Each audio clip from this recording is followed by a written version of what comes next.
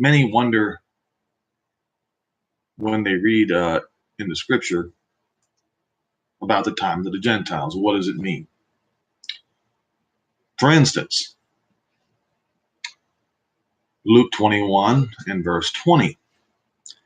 And when you shall see Jerusalem compassed with armies, then you know its desolation thereof is nigh. Of course, as I've mentioned time and time again, that's also Daniel 9 verse 27, where, and this particular event happened began in early 67 AD, and it ended in later part of 70 AD. And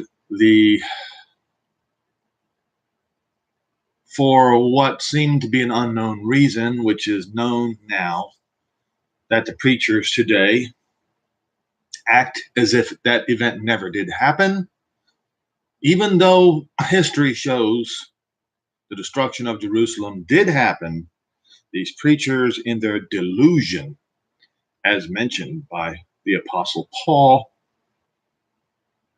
pretend as if the event didn't happen, and they received their false narrative from a man by the name of Cyril of Jerusalem after the reign of Constantine and the takeover of the church, so to speak, by Constantine began. And this is the reason why all the churches today gravitate toward the false narrative concerning the destruction of Jerusalem, as if it is still some future event. It is a past tense event. There is no more destruction of Jerusalem and treading down by the Gentiles. So I will continue to read verse 21 of Luke 21. Let them which are in Judea flee to the mountains, and let them which are in the midst of it depart out, and let not them that are in the countries enter thereinto, for these be the days of vengeance. Vengeance for what? Vengeance for rejection of the Son of Man, that all things which are written might be fulfilled. Like in Deuteronomy 28, 29, and then finally, Deuteronomy 30. Yes, Moses talked of these things. Blessings and the cursings. Moses told the children of Israel that they would do all the evil and foul things. They would be rejected. They would be scattered all over the face of the earth. And then when they are in the lands which they have been scattered, and they're going to remember in Deuteronomy 30, and they're going to want to come back.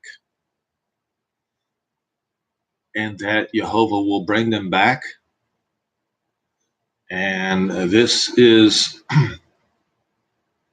I'll continue to read in verse 23 of Luke 21. But woe to them that were child, to them that gave suck in those days, for there shall be great distress in the land and wrath upon this people. And they shall fall by the edge of the sword and be led away into captive into all nations, and Jerusalem shall be trodden of the Gentiles until the times of the Gentiles are finished. Now, the world should have seen this until the time of the Gentiles are finished. They should have seen this in 1967. Now, are the times of the Gentiles finished yet? No, but June 7, 1967, Shavuot, there should have been a sign to the Gentiles that the times of the Gentiles would be finished. But the Gentiles have rejected these words. They have rejected the words of their one and only apostle, Paul, in Romans 11, especially in verses 25 through 27. But the whole chapter is in reference to these last few words of Luke 21 and verse 24 concerning the times of the Gentiles coming to an end.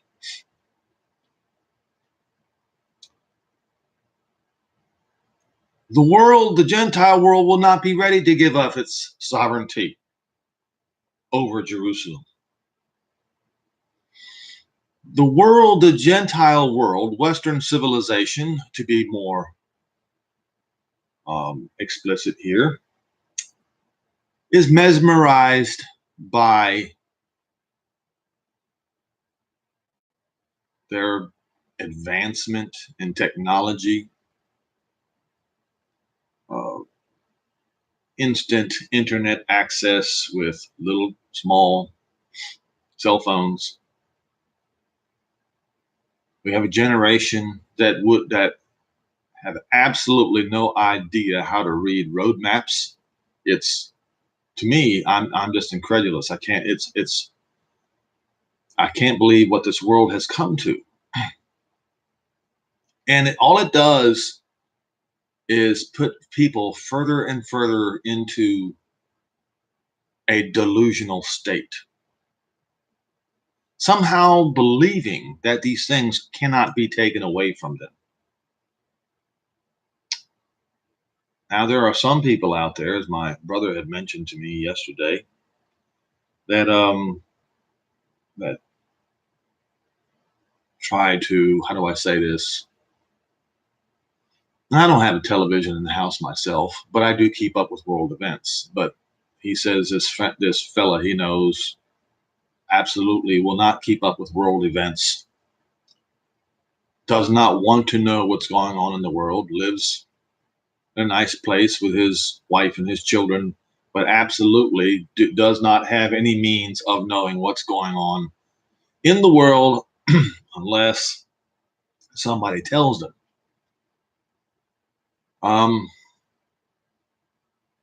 It's fine if you want to live your life that way, so as not to be mesmerized by the things of this world. But it actually takes time to get oneself prepared for what's coming. And if you read the story of Lot's wife, and it is written, remember Lot's wife.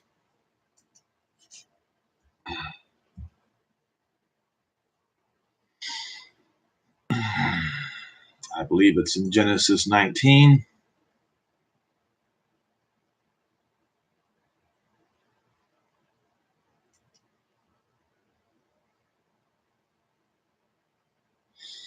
Verse 1, and there came two angels to Sodom at evening, and Lot sat in the gate of Sodom.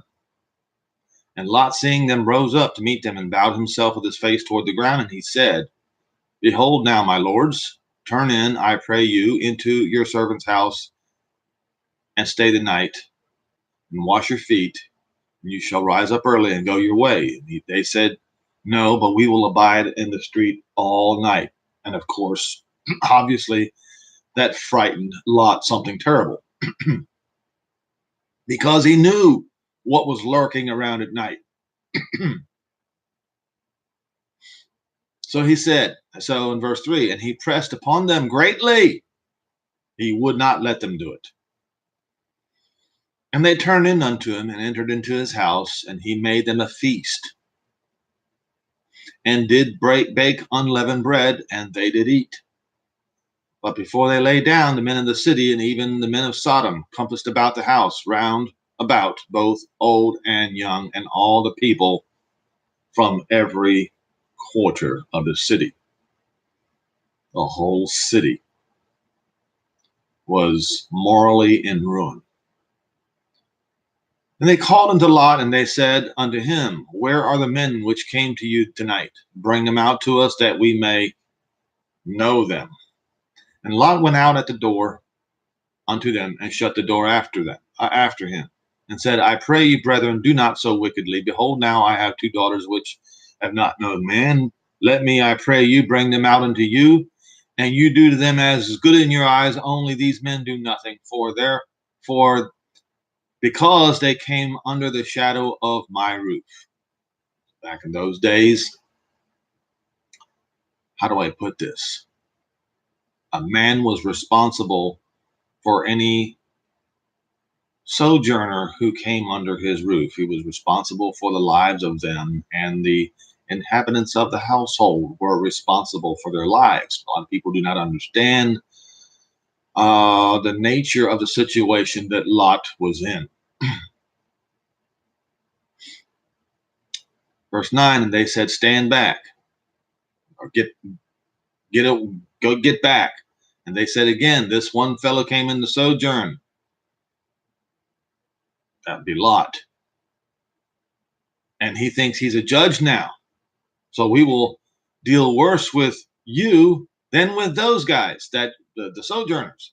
And they pressed sore upon the man, even Lot, and came near to breaking down the door. But the men put forth their hand and pulled Lot into the house to them and shut the door. And they smote the men that were at the door of the house with blindness, both great and small, so that they wearied themselves to find the door. And the men said unto Lot, do you have any relatives here in the city? Sons-in-law, sons, daughters, whatever you have in the city, get them out of this place.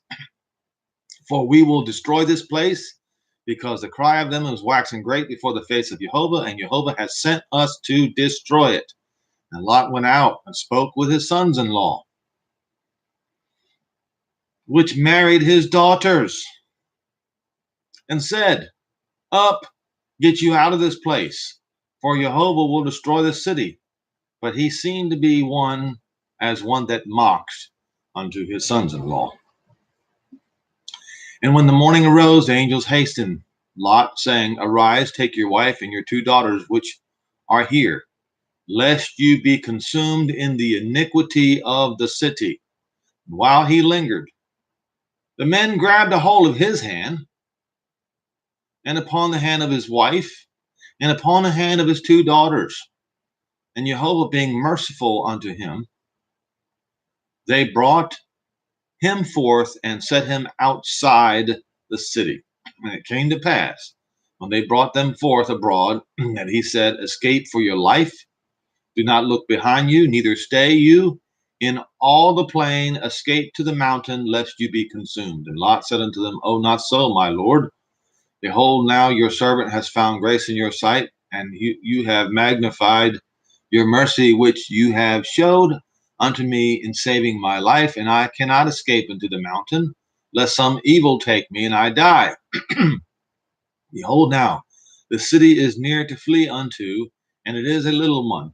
Oh, let me escape there. Is it not just but a little city, and my soul shall live? And he said unto him, see, I have accepted you concerning this thing also, that I will not overthrow this city for which you have spoken. Hurry, escape there, for I cannot do anything until you be come there. Therefore, the name of the city was called Zoar, and the sun was rose up on the earth when Lot entered into Zoar. And Jehovah rained upon Sodom and upon Gomorrah brimstone and fire from Jehovah out of heaven, and he overthrew those cities and all the plain and all the inhabitants of the cities which grew upon the ground. So the raining of the fire not only happened on Sodom and Gomorrah, but two other cities, Admah and Zeboim, and all the plains where they had their cattle, their sheep, and whatever. But his wife looked back from behind him, and she became a pillar of salt. Now,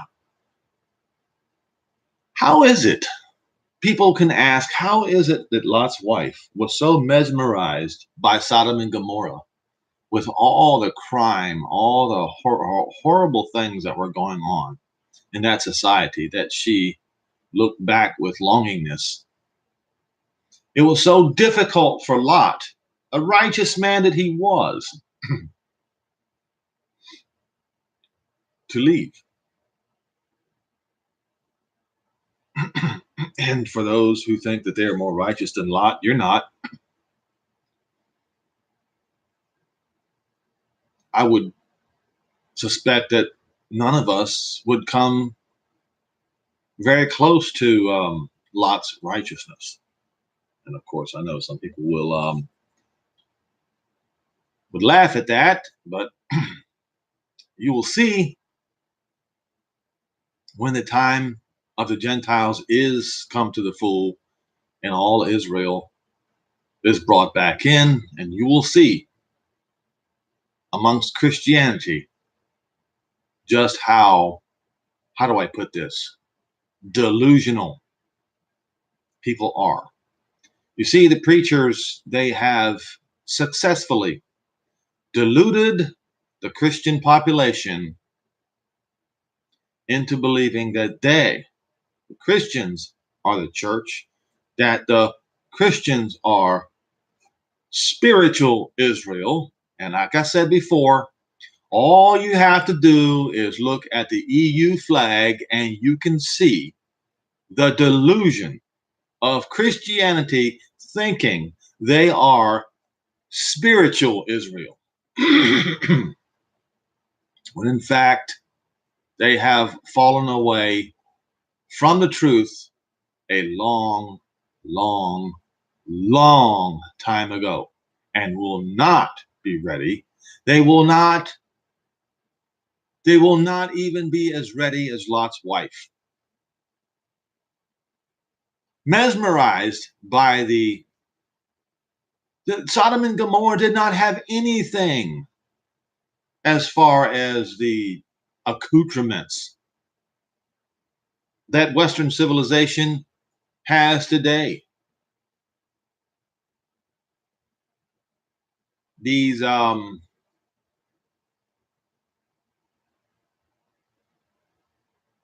modern technology,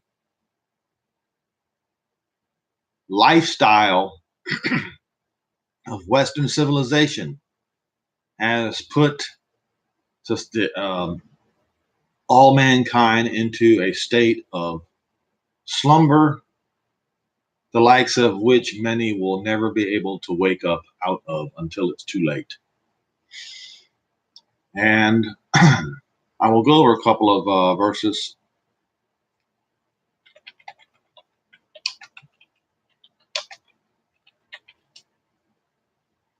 Oh.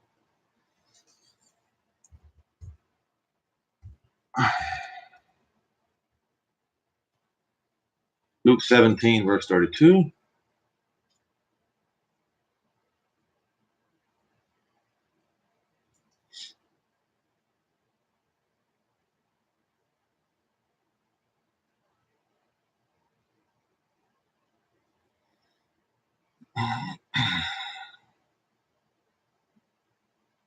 So this is what happens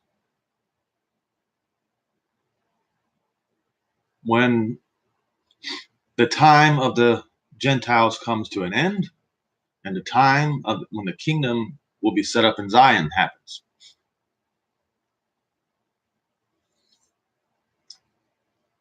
We'll start in verse 20. And he was demanded of the Pharisees when the kingdom should come. And he answered them, and don't forget, folks, in what was it, Acts 7? Somewhere in Acts 7, it was Acts 6, verse 7, something like that. The disciples asked the Messiah, is the Son of Man going to restore the kingdom to Israel at this time? So when they speak of the kingdom of Jehovah should come, that's the kingdom back to Israel. He answered them and said, the kingdom of Jehovah does not come with observation. In other words, it says, neither shall they say, look here or look there. For behold, the kingdom of Jehovah is within you. Now, a lot of people will totally misconstrue that. What he's saying is standing right there in front of them, is right there amongst them. And he said unto the disciples, the day will come where you shall desire to see one of the days of the Son of Man, and you shall not see it. What's he talking about? Well, the Son of Man was standing right there in the midst of them. And it says there's going to come a day when you're going to desire, whether it is in the kingdom or whether it's standing among them in the early days, and they won't see it. They won't see it. It says you shall not see it. So he's already telling the disciples it's not going to happen in your lifetime. You're not going to see it. And they shall say unto you, look here, or look there. Don't go after them, nor follow them. Why? Because as the lightning that lights up one part of heaven and shines all the way to the other, in other words, from east to west, so shall the Son of Man be in his day. In other words, everybody's going to see it. It's not going to be hidden. There's not going to be some day where all these people are raptured, be taken away, and the rest of the world doesn't know what's going on. Oh, the whole world will see it and know what's going on. The whole world is going to see it. How then shall the world not be ready?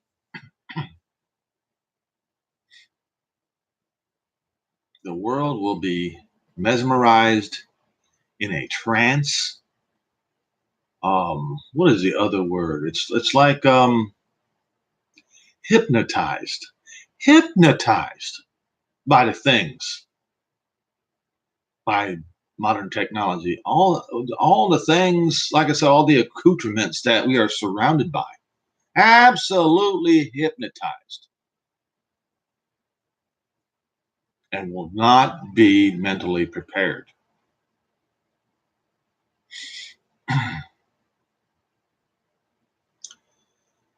Then he tells the disciples, yes, for as lightning that lights out of the one part of heaven shines into the other part of heaven, so shall the Son of Man be when his day comes. But first, he must suffer many things and be rejected by this generation. And this was the most ungodly generation of all Israel in that day. Why? Why did he go to them? So that he might be rejected of them, so that the last generation of Israel might be accepted. Yes, I said that. So that the last generation of Israel might be accepted.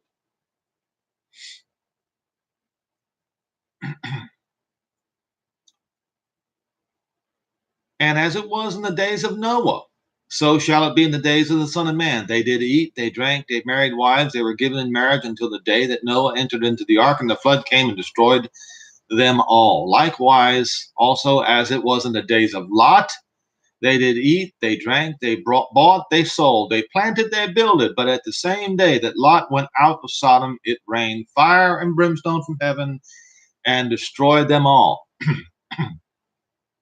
Even thus shall it be in the day when the Son of Man is revealed. In other words, the whole world is going to see. They're going to see him coming in the sky, the whole world. Okay?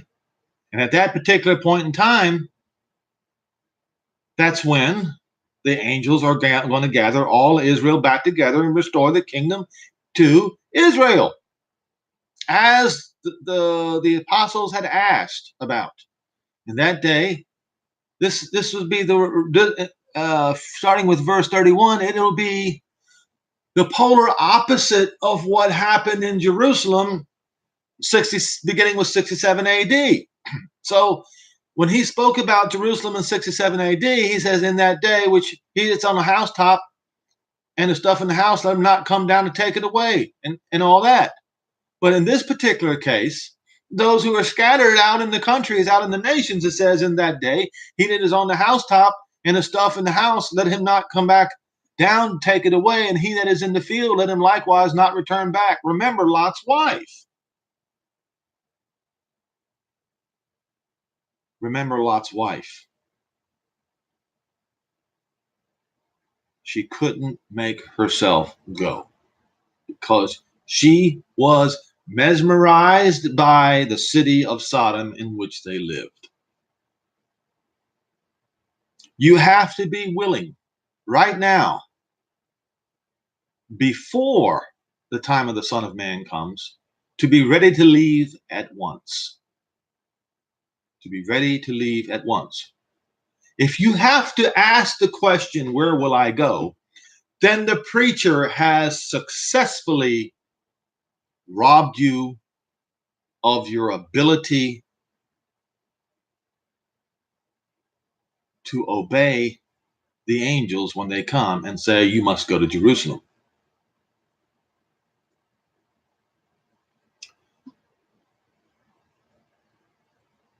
Just like the city of Sodom successfully robbed Lot's wife of her ability to leave Sodom.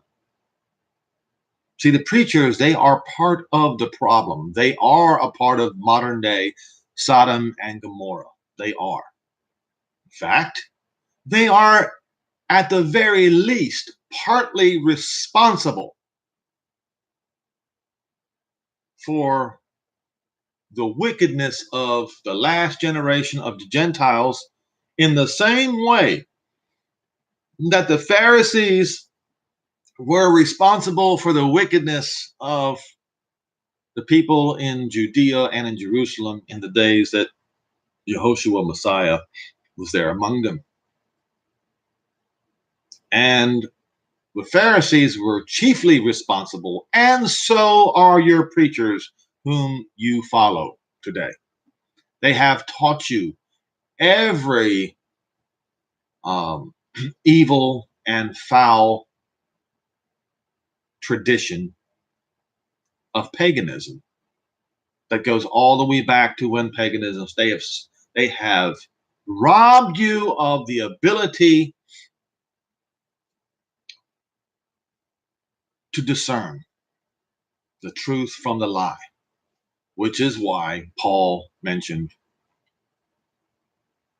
let's see,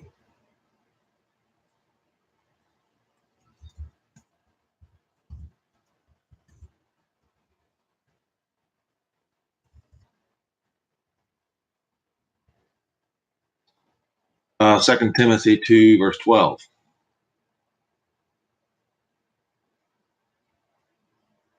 Your preacher whom you follow, they are responsible.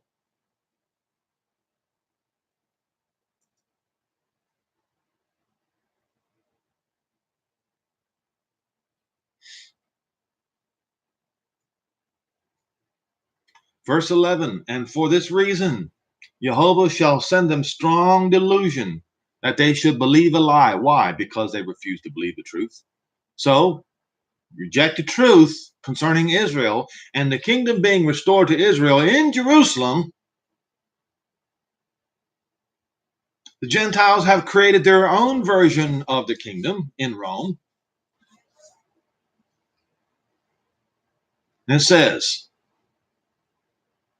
that they should believe a lie, that they all might be damned who believed not the truth, but had pleasure in unrighteousness. So, my dad asked me to do a video on the subject that Roman society, Roman civilization, Western civilization has taught the people to, how do I say this? You pay the teacher to teach your children reading, writing, and arithmetic. And what are they doing today? They are teaching your children that sodomy is okay. They are teaching your children lies. They're not teaching them history lessons anymore. And you pay, how is it? You pay the fuel man to bring propane gas to your house. So, you pay this person to do this for you. You pay this person to do that for you. You pay the preacher to study the Bible for you, and your preacher not only doesn't study the Bible, your preacher teaches a twisted, backwards, foul version that Paul said those who do this will do this to their own destruction. And finally, you pay the undertaker to bury you when you die. Not taking responsibility for the education of your children, not even taking the responsibility of feeding your family. What do I mean by that? Well, you have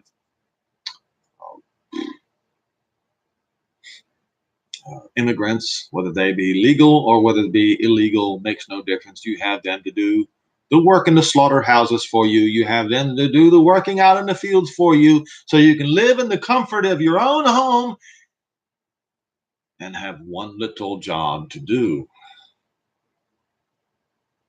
And you don't know how to survive in a,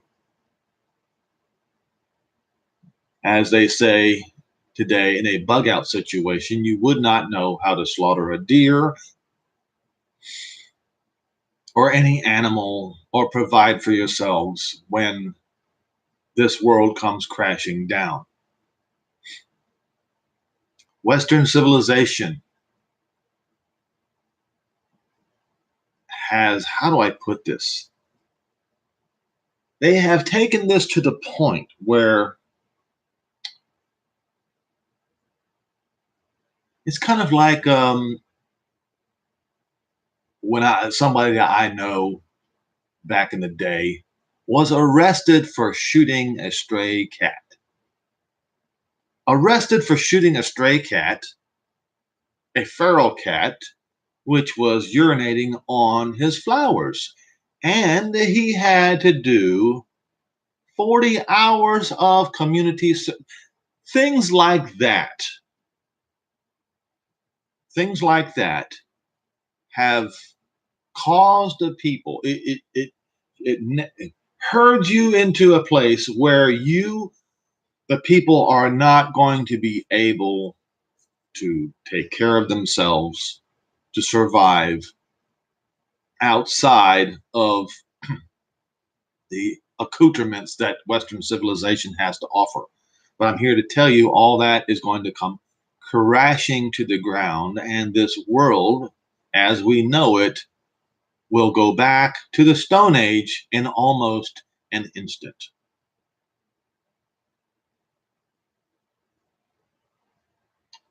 In order to be ready for when the Son of Man comes, when Israel's Messiah comes, you must understand that very fact, that the modern conveniences of Western civilization today is going to come crashing to the ground, and that this world is going back to the Stone Age. Once you understand that, then you know that you're going to have to take responsibility, learn how to survive, learn, in other words, don't be naked. Okay, which brings me to another scripture, Revelation 3.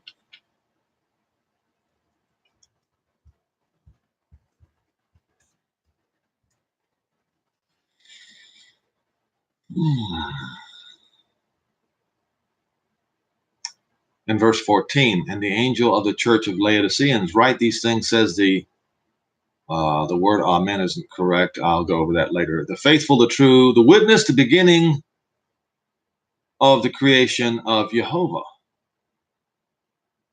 What do you mean, the beginning of the creation? Is he saying that Jehovah created the Messiah? Yes, he is.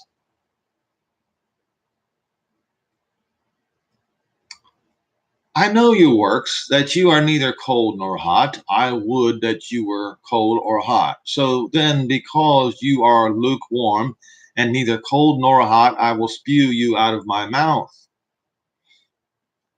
Why? Because in your heart you say, I am rich and increase with goods and have need of nothing. And you do not know that you are wretched, miserable, poor, blind, and naked. Now, this describes accurately this generation of people.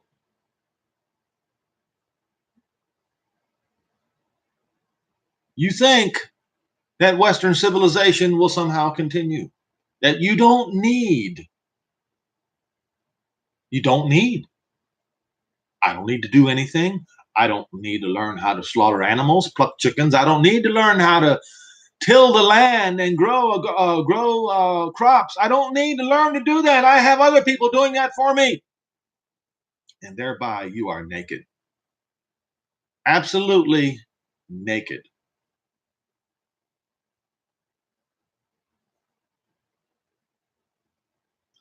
So he says, and this is to the church, this church that was in Laodicea that no longer exists now.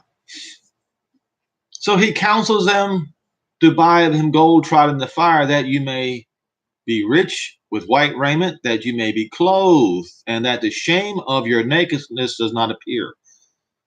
Yes, folks, Western civilization is naked, and it's shameful. It's absolutely shameful that people do not know the basic requirements of daily living. They would never be willing to lop a head off of a chicken so that they might have something to eat. They would not be willing to grow a single plant. They are in their own bubble inside air conditioned buildings that they will not leave unless, of course, they are on a beach, half naked on the beach, which to me makes absolutely no sense at all. But that's another subject.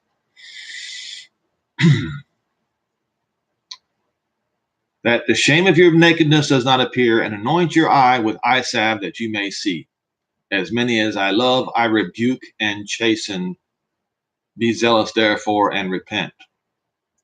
And since he said that to this church, I'm saying to everyone who is watching this video, take a lesson from this. If you are one of those who have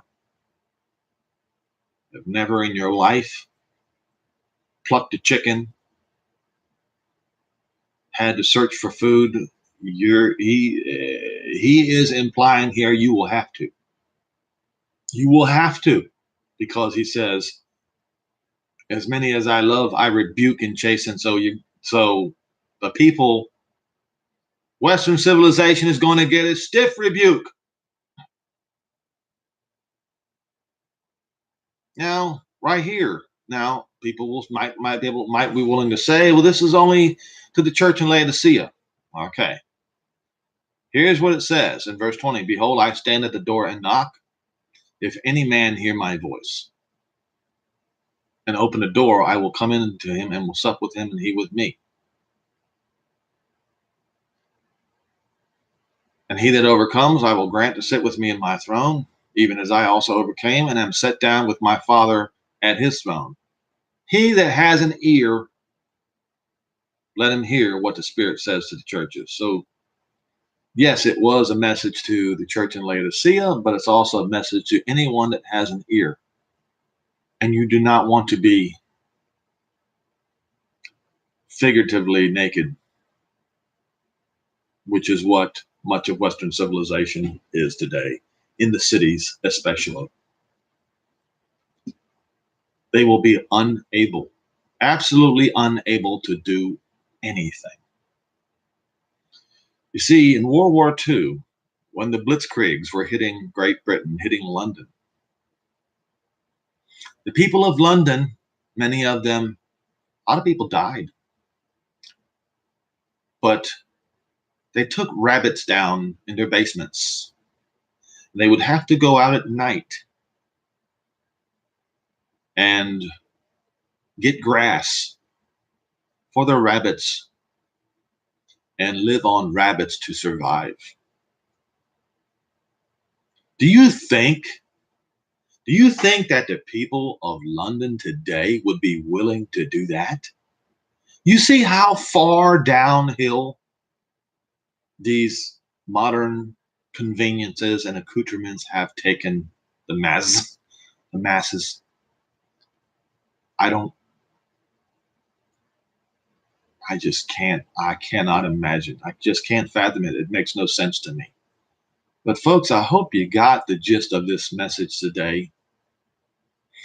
It will be at the height, at the pinnacle of convenience when this happens, when the time of the Gentiles comes to an end. But the world should have taken a warning in 1967 when East Jerusalem went back into Israel's hands. But the world has not taken the warning. So here comes the rebuke.